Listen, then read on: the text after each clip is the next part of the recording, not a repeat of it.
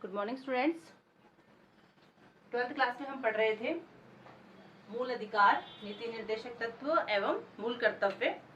और पीछे की कक्षा में हम लोगों ने छह मूल अधिकारों में से 5 मूल अधिकारों का अध्ययन कर लिया था। आज हम जो लास्ट मूल अधिकार है, छठा मूल अधिकार संवैधानिक उपचारों का अधिकार, उसका हम अध्ययन करेंगे।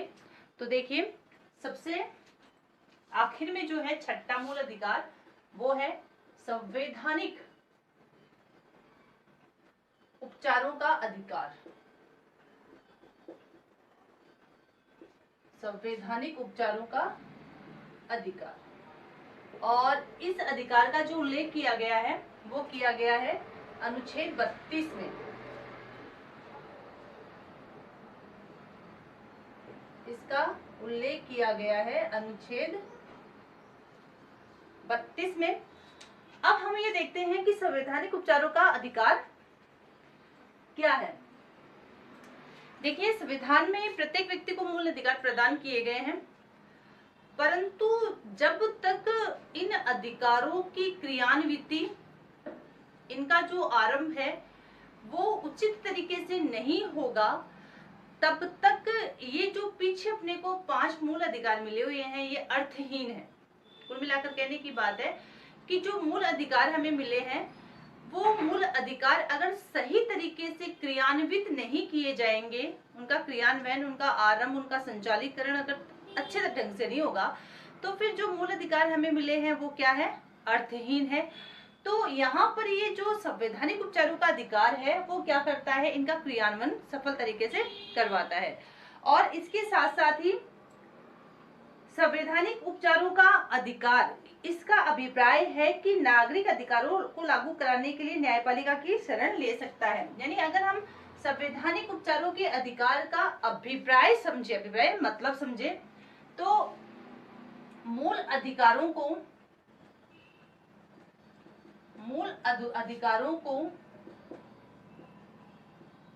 लागू कराने के लिए ये क्या कहता है? न्यायपालिका की शरण ले सकता है।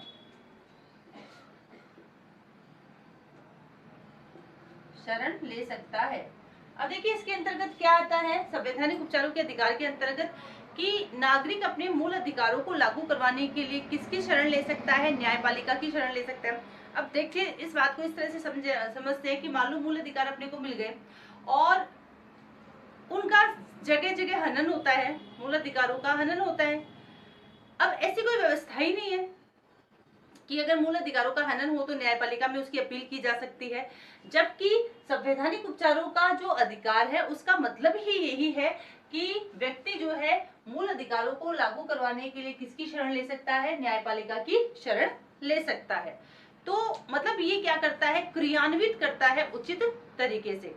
और इसके महत्व को स्पष्ट करते हुए भीमराव अंबेडकर जी है, डॉक्टर भीमराव अंबेडकर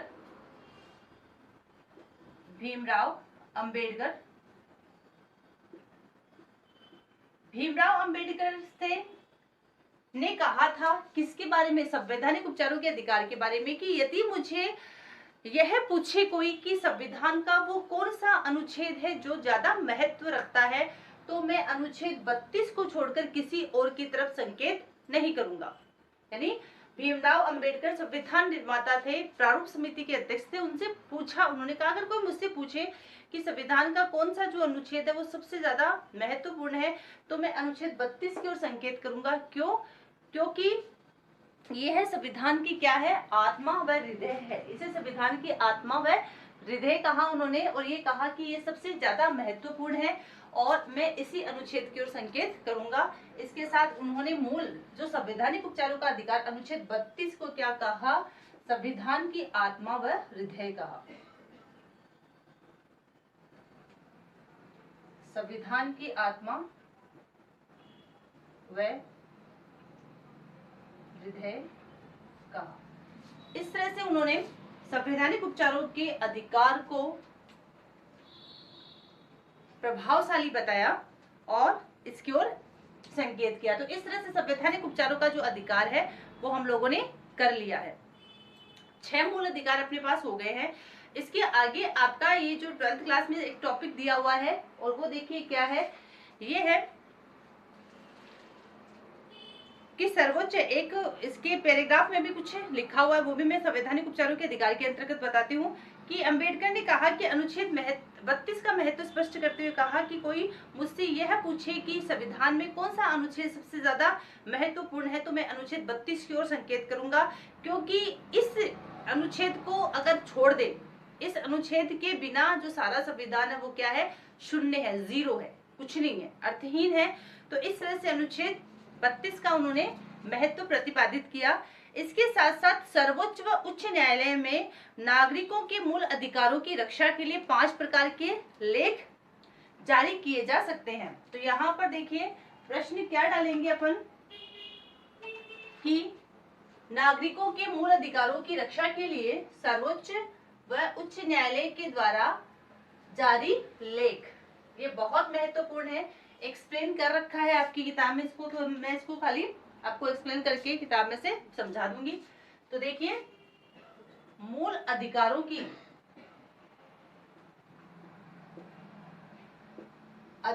की रक्षा के लिए जारी लेख। तो देखिए कौन से लेख है, नागरिकों के मूल अधिकारों की रक्षा के लिए सुप्रीम कोर्ट और जो हाई कोर्ट है, उच्च न्यायालय और सर्वोच्च न्यायालय है, उनके द्वारा लेख जारी किए जा सकते हैं। तो वो कौन से लेख है जो नागरिकों के मूल अधिकारों की क्या करते हैं, रक्षा करते हैं। तो सबसे पहला जो पॉइंट आपकी किताब में दिया हुआ है वो दिया है बंदी प्रत्यक्षीकरण।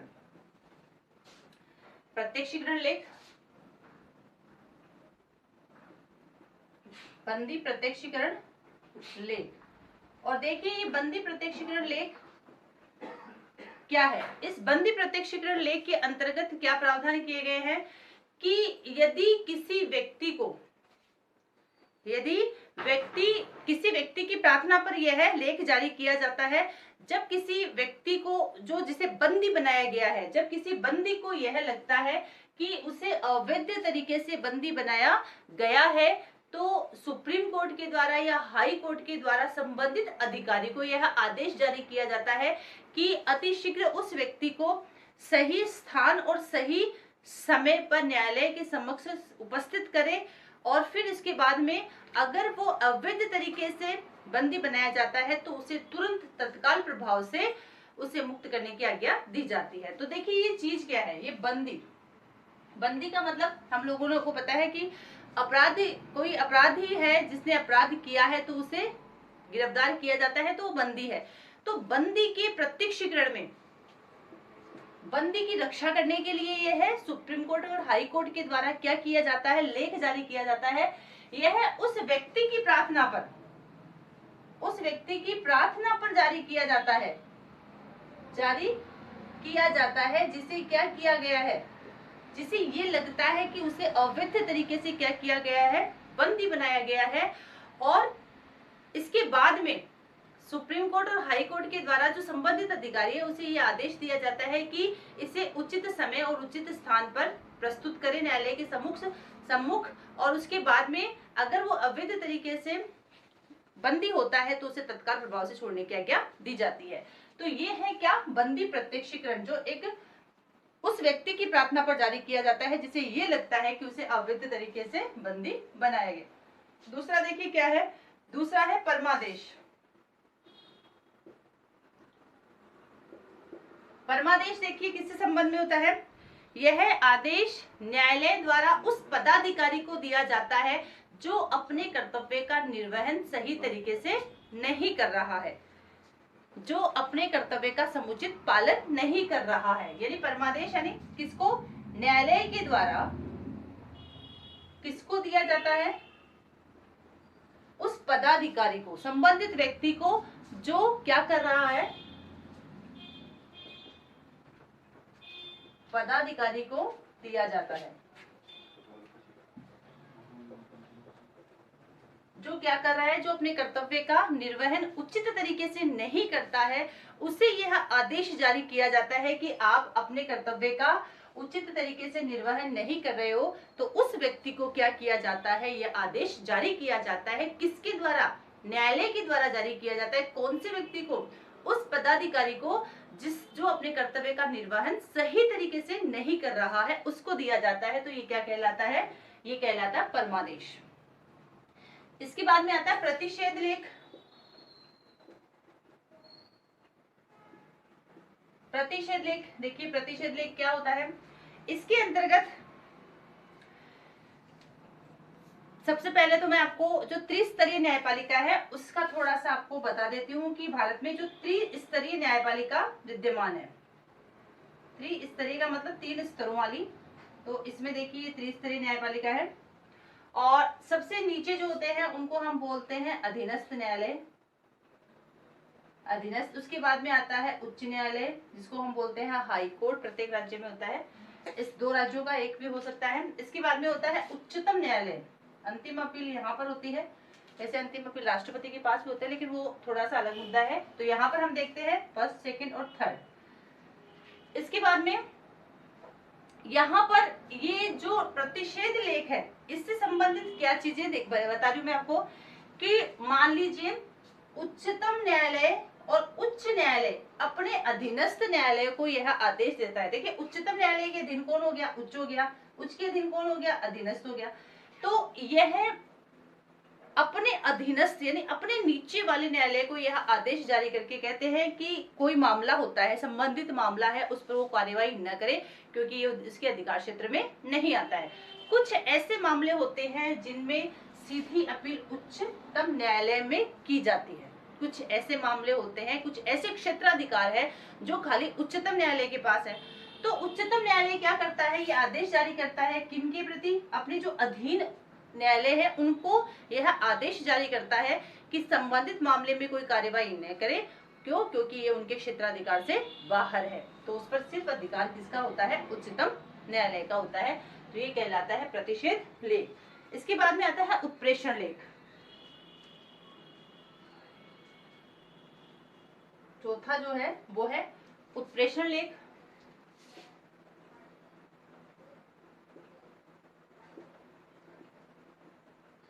और उत्प्रेषण लेख में देखिए क्या आता है। इस आज्ञा पत्र का उपयोग किसी भी विवाद को निम्न न्यायालय से उच्च न्यायालय में भेजने के लिए जारी किया जाता है जिससे वे अपनी शक्ति से अधिक अधिकारों का प्रयोग न करे और न्याय के प्राकृतिक सिद्धांतों की पालना करे। सीधी सी बात है, अभी मैंने आपको बताया था उत्प्रेषण। उत्प्रेषण का मतलब होता है भेज देना। जैसे मान लीजिए अधीनस्थ न्यायालय है, अधीनस्थ न्यायालय है, इनके पास कोई इस तरह का मामला है, ठीक है, जो इनके अधिकार क्षेत्र में तो आता है लेकिन यहाँ पर वो अपने जो अनियंत्रित अधिकार है उन पर उनका उपयोग न करे। मतलब अधीनस्थ न्यायालय में कोई मामला है उसे उच्च न्यायालय अपने पास मंगवा सकता है। ठीक है, क्या कहकर मंगवाता है या इसको आदेश जारी कर सकता है कि ये जो मामला है आपके पास ये उच्च न्यायालय में भेज दो। ठीक है, ताकि वह अपनी शक्ति से अधिक अधिकारों का प्रयोग न करे और प्राकृतिक सिद्धांत की पालना करे। सीधी सी बात है, अधीनस्थ न्यायालय के पास कोई ऐसा मामला है तो उच्च न्यायालय क्या करता है?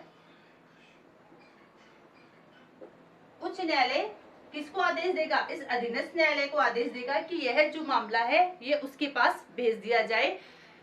क्यों? ताकि वो अपने जो अधिकार है उनसे बाहर जाकर उस पर कोई फैसला न करे और प्राकृतिक सिद्धांत का पालन करे। तो यह जैसे प्रतिषेध है, ये भी अधीनस्थ न्यायालय को आदेश दिया जाता है कि इस मामले में कोई कार्यवाही न करे। और उत्प्रेषण के अंतर्गत है कि ये कोई अगर मामला है तो उसके दूसरे जो न्यायालय है ऊपर वाला वो अपने पास इसको मंगवा सकता है अपने अधीनस्थ न्यायालय से। तो ये क्या कहलाता है? ये कहलाता है उत्प्रेषण लेख। इसके बाद में देखिए पांचवा आता है अधिकार परीक्षा, स्टेट्यूटरी इसको कहा जाता है अधिकार परीक्षा। और अधिकार परीक्षा में देखिए जब कोई व्यक्ति गैर कानूनी तौर पर किसी सरकारी या अर्ध सरकारी या निर्वाचित पद को संभालने का प्रयत्न करे तो ऐसा आदेश जारी किया जा सकता है कि किस आधार पर इस पद पर वह कार्य कर सकता है। जब तक संतोषजनक उत्तर नहीं देता तब तक वह काम नहीं कर सकता। न्यायालय उस पद को रिक्त घोषित भी कर सकता है। सीधी सी बात है। अधिकार प्रत्याह, न्यायालय किसी संबंधित व्यक्ति को अगर ये लगता है कि इसने गैर कानूनी, गैर तरीके से यह किसी पद पर कार्य कर रहा है, तो न्यायालय के द्वारा लेख जारी किया जाता है कि वो किस अधिकार से वह उस पद पर कार्य कर रहा है, और जब तक न्यायपालिका को संतोषजनक उत्तर नहीं मिलता है तब तक क्या किया जाता है, वह उस पद पर कार्य नहीं करता है और उस पद को रिक्त घोषित कर दिया जाता है। सीधी सी सिंपल सी बात है। अधिकार प्रत्याह यदि न्यायालय के द्वारा किसी संबंधित व्यक्ति को अगर ऐसा लगता है कि किसी पद पर कोई अधिकारी गैर कानूनी तरीके से या अवैध तरीके से बैठा काम कर रहा है, तो उससे उसके बारे में जानकारी ले सकता है। तो ये 5 लेख है जिनमें क्या बात की गई है कि उच्च न्यायालय और सर्वोच्च न्यायालय के द्वारा मूल अधिकारों की रक्षा के लिए क्या किया जाता है, लेख जारी किया जाता है। तो इस तरह से हमने ये 5 कर लिए हैं। अब देखिए आपकी जो किताब है उसमें 2.4 मूल अधिकारों का मूल्यांकन किया गया। बहुत सुंदर टॉपिक है। तो देखते हैं मूल अधिकारों का मूल्यांकन किस तरह से किया गया है। मूल अधिकारों में इतने प्रतिबंध लगा दिए हैं कि इनके बारे में, यानी मूल अधिकारों की जो आलोचना की गई है वो किस आधार पर की गई है। जहां मूल अधिकार व्यक्ति के जीवन की रक्षा कर रहे हैं, वहां पर इन ये आलोचना से भी ग्रस्त दिखाई देते हैं। तो वो कौन से आलोचनात्मक पक्ष है, तो ये मूल्यांकन किया गया है कि ये कितने सकारात्मक है और कितने नकारात्मक है। तो मूल अधिकारों में इतने प्रतिबंध लगा दिए हैं कि इनके बारे में कहा जाता है कि संविधान द्वारा एक हाथ से मूल अधिकार प्रदान किए गए, दूसरे अधिकार से वापस लिए गए हैं। तो ये इस कहकर इसकी आलोचना की गई है कि मूल अधिकार दिए तो गए हैं व्यक्ति को, लेकिन साथ साथ उसमें कुछ ऐसे प्रतिबंध, नियंत्रण भी स्थापित कर दिए गए हैं कि एक हाथ से कुछ चीज दी गई है तो दूसरे हाथ से उसको वापस ली गई है। आपातकाल के समय मूल अधिकार स्थगित किया जाना न्यायोचित है। चलो आपातकाल होता है, संकट काल होता है, उस समय मूल अधिकार स्थगित हो जाते हैं, ठीक है, ये न्यायोचित यानी उचित है। लेकिन शांति काल में भी मूल अधिकारों पर स्थगन किया जाना इसके अस्तित्व पर प्रश्न चिन्ह लगाता है। लेकिन कभी शांति काल में भी अगर मूल अधिकार स्थगित किए जाते हैं तो फिर इनका अस्तित्व ही क्या है, क्योंकि संकट काल में तो समझ में आता है। विशेष रूप से सामान्य परिस्थितियों में निवारक नजरबंदी की जो व्यवस्था की गई वह कटु आलोचना का विषय रही है। यानी सामान्य परिस्थितियां है, फिर भी किसी ऐसे व्यक्ति को बंदी बना लिया जाता है जिसको देखकर ये लगता है कि ये कोई अपराध कर सकता है, किसी अपराध को अंजाम दे सकता है सामान्य परिस्थिति में भी, तो फिर ये मूल अधिकारों के अस्तित्व पर क्या लगाता है, प्रश्न चिन्ह लगाता है। हरिविष्णु कामत ने व्यवस्थाओं का विरोध करते हुए संविधान सभा में कहा है कि इस व्यवस्था द्वारा हम तानाशाही राज्य की और पुलिस राज्य की स्थापना कर रहे हैं। यानी शांति काल में मूल अधिकारों का हनन होना एक तानाशाही व्यवस्था की ओर इशारा करता है। मूल अधिकार भारतीय नागरिकों को व्यवस्थापिका की निरंकुशता से सुरक्षा प्रदान करने में समर्थ नहीं है। संसद तथा विधानसभा द्वारा बनाए गए कानून वैध हैं, चाहे वे नागरिक हितों के प्रतिकूल ही क्यों न हो। यानी मूल अधिकार बने हैं, लेकिन जो व्यवस्थापिका है वो जो भी कानून बना रही है, चाहे वो सही है, चाहे वो वैध है और या नागरिक हितों के अनुकूल है या नहीं, इनका ध्यान नहीं रखा जा रहा है। लेकिन मूल अधिकार क्या कर रहे हैं, व्यवस्थापिका की जो निरंकुशता है उससे सुरक्षा प्रदान नहीं कर रहे हैं। मौलिक अधिकारों पर प्रतिबंधों की व्यवस्था संविधान में राष्ट्र व समाज विरोधी गतिविधियों को रोकने के लिए की गई है। व्यवहारिक दृष्टि से इनका प्रयोग राजनीतिक विरोधियों के स्वर को दबाने के लिए भी किया जाता है। यानी मूल अधिकार जो देश के प्रति कोई अगर विरोधी गतिविधि करता है तो उसको दबाने के लिए किया गया है। लेकिन कभी कभी हमने देखा है कि इन मूल अधिकारों का उपयोग जो है, व्यवहारिक दृष्टि से इनका उपयोग राजनीतिक जो विरोधी है उनको, यानी राजनेता लोग अपने एक दूसरे को, जो विरोधी होते हैं, एक दूसरे की विपरीत जो पार्टी होती है, दल होते हैं, उनको दबाने के लिए भी इनका उपयोग करते हैं, जो सही नहीं है।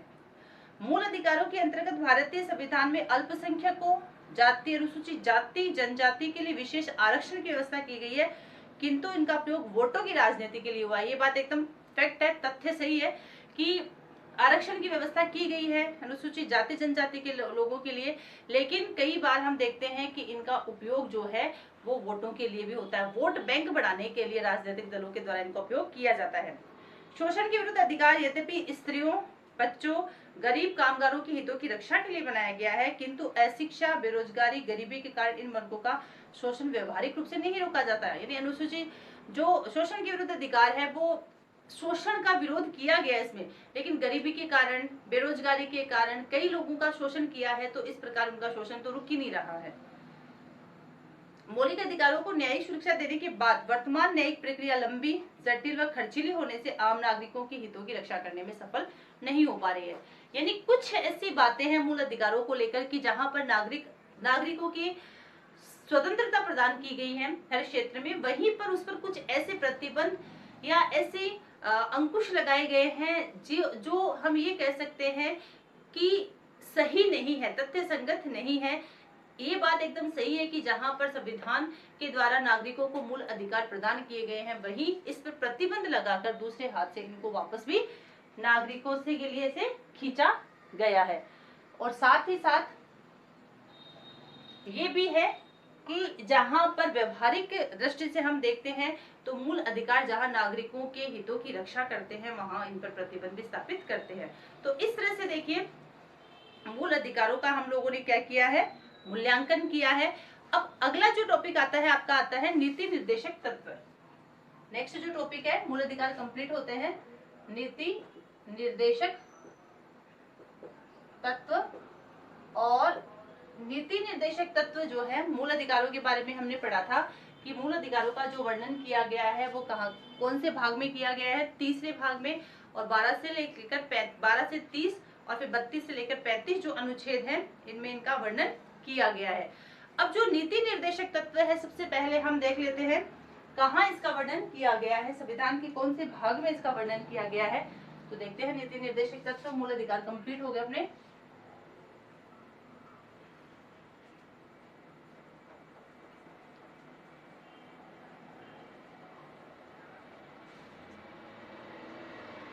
ये कंप्लीट हो गया, ये शुरू करेंगे नीति निर्देशक तत्व। और नीति निर्देशक तत्व का जो उल्लेख संविधान के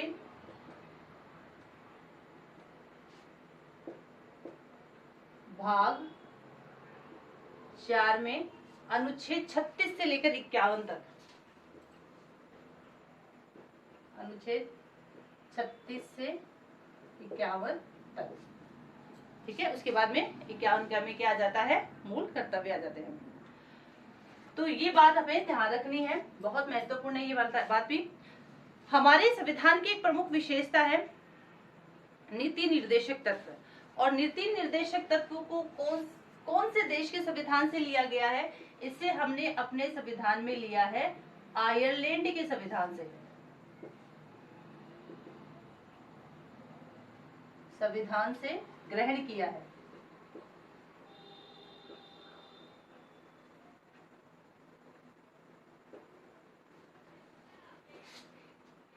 और नीति निर्देशक तत्व क्या है? नीति निर्देशक तत्व वे विचार है जिन्हें संविधान निर्माताओं ने भविष्य में बनने वाली सरकारों के समक्ष एक पथ प्रदर्शक के रूप में रखा है।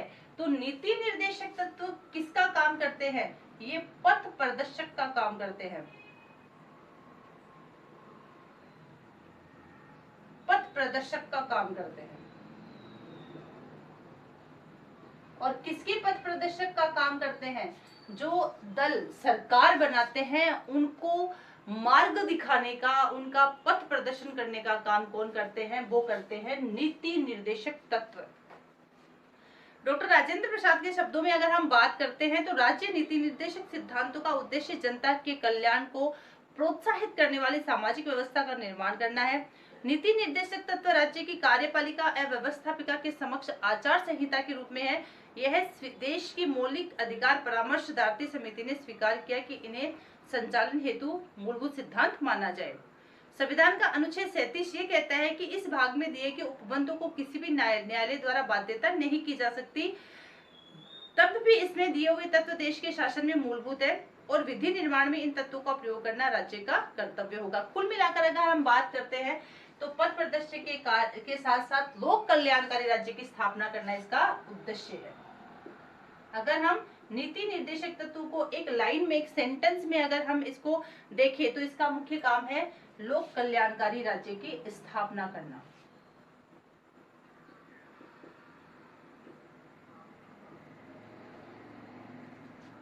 राज्य की स्थापना करना। तो पहली बात तो हमने नीति निर्देशक तत्वों के संबंध में ये पढ़ी, कहाँ से अनुच्छेद, कौन से अनुच्छेद में, कौन से भाग में है भारतीय संविधान के, कहाँ से हमने इसको ग्रहण किया है, क्या कार्य करते हैं, इनका उद्देश्य क्या है। ये बात अगर नीति निर्देशक तत्वों के बारे में समझ में आती है तो ये बहुत अच्छी तरह से समझ में आ जाएंगे।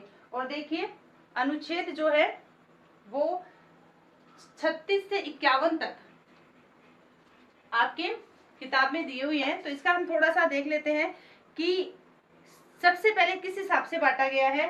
आर्थिक सुरक्षा संबंधी तत्व बांटे गए हैं, उसके बाद में देखिए सामाजिक सुरक्षा और शिक्षा संबंधी बांटे गए हैं, फिर पंचायती राज, स्मारक तथा न्याय संबंधी निर्देशकों का वर्णन आपकी किताब में किया गया है, और उसके बाद में अंतर्राष्ट्रीय शांति और सुरक्षा संबंधी नीति निर्देशक तत्व बताए गए हैं, और उसके बाद में महत्व। तो हम सबसे पहले नीति निर्देशक तत्व है उनका महत्व करेंगे, क्योंकि हम लोगों ने मूल अधिकारों का महत्व किया था, इसी तरह हम नीति निर्देशक तत्वों का पहले महत्व करेंगे।